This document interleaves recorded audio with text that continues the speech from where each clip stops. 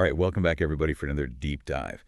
Today, we're going to be taking a look at Live in Wisdom by Pastor Preston Adoro. Oh, yeah. I've heard good things about this one. Really? Yeah. Okay, good. Well, I'm excited to jump into it. It looks at, how to build a truly fulfilling life, which, that's what we're all about here. Absolutely. Always searching for that fulfillment. Exactly.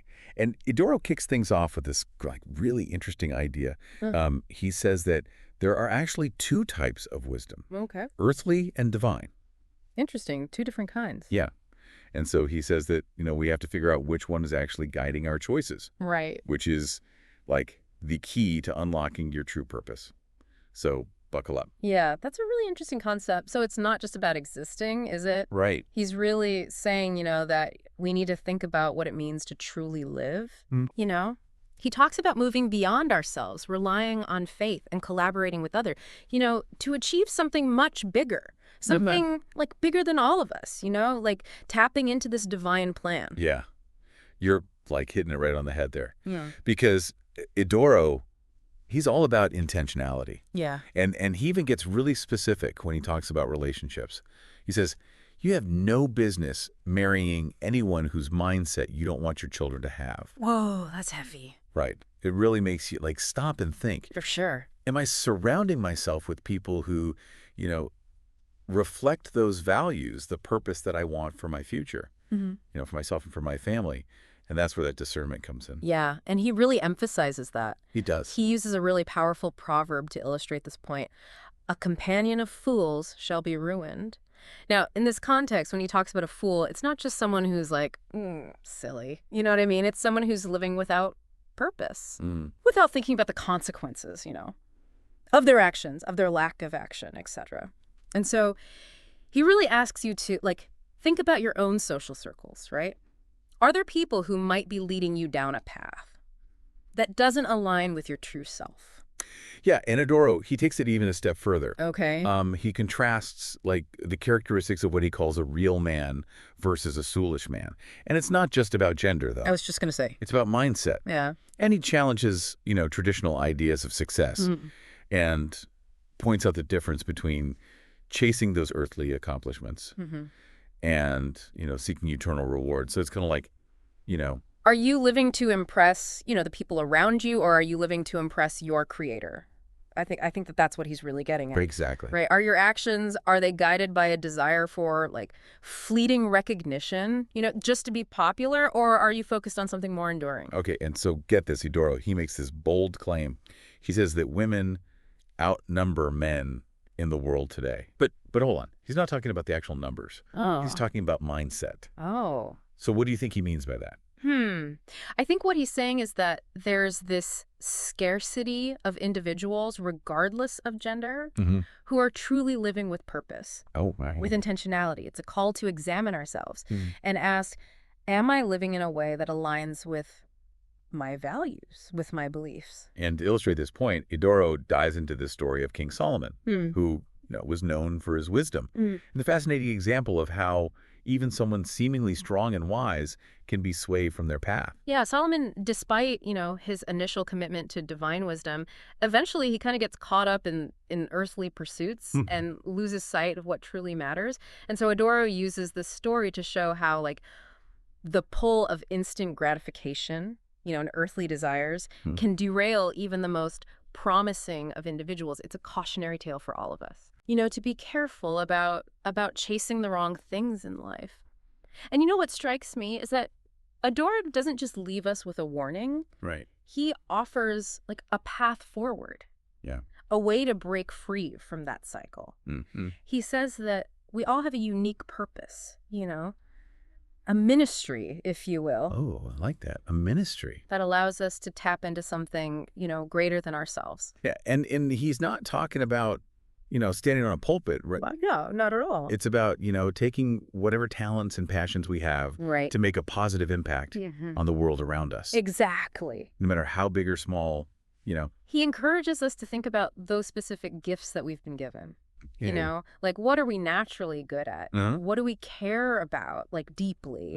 And how can we use those things to serve others and, fulfill our purpose? He even poses this question, this thought-provoking question. He says, what do you bring to the table? Oh, I like that. It's like he's challenging us to look beyond those superficial answers. Right. Yeah. It's not about appearances, material possessions. Yeah. It's about, those deeper qualities that we bring to the table. Yeah. Our character, Absolutely. our values, Yes. our willingness to contribute.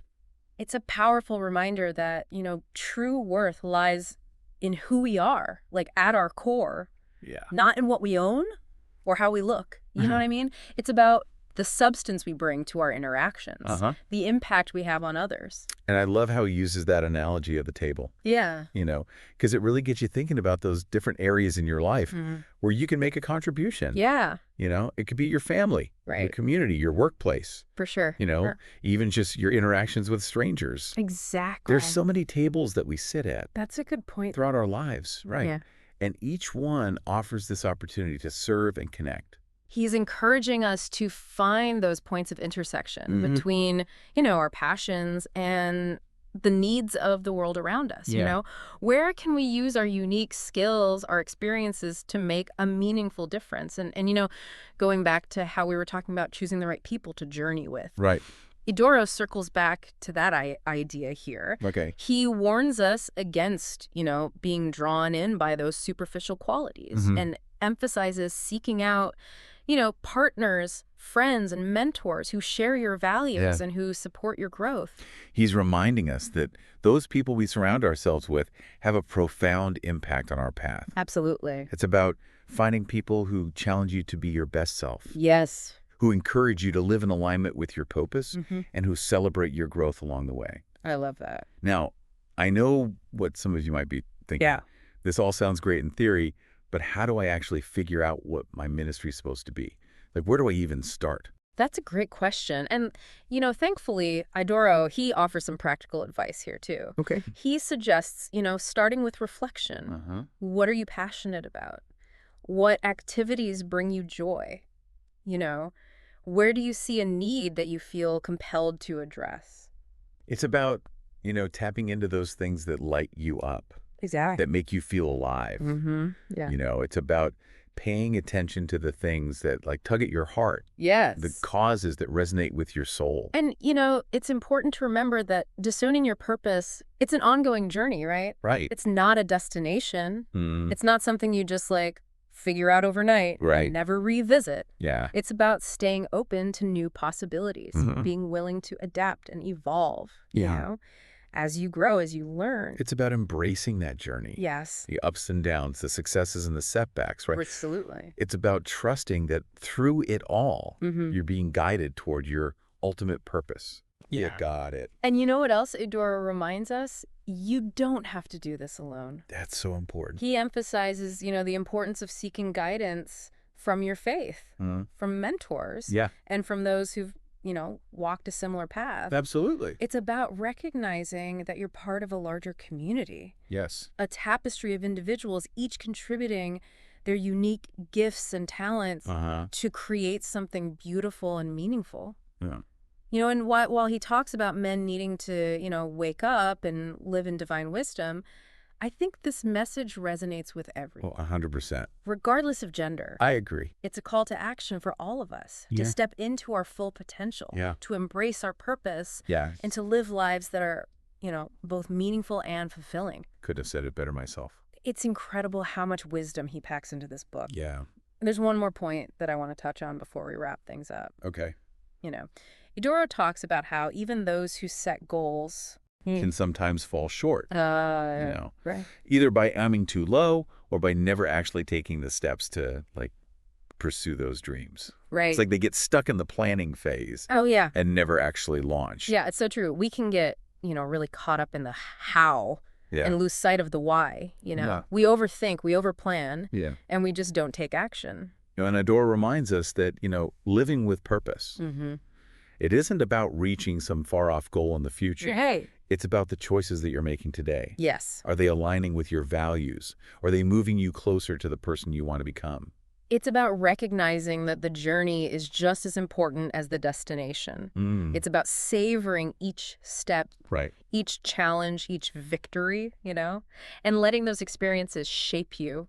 And he doesn't sugarcoat things either. No, he doesn't. He's very upfront about the fact that pursuing your purpose, it's going to come with challenges. Oh, yeah. There will be obstacles. Right. Setbacks. For sure. Even temptations to, like, stray from your path. He acknowledges that living a purpose-driven life, it takes effort, Yeah. resilience, Right. and a willingness to persevere even when things get really tough. But he also emphasizes that, you don't have to go it alone. That's right, you don't? He encourages you to lean on your faith, Mm. to seek support from others, Yes. and to remember that, you're not the only one on this journey. Absolutely not. You're part of something much bigger. That strength and community, in knowing that others have faced similar struggles and emerged stronger. But that's a good point. It's like that saying, you're not alone. Right, It's yeah. so important to remember that. Exactly.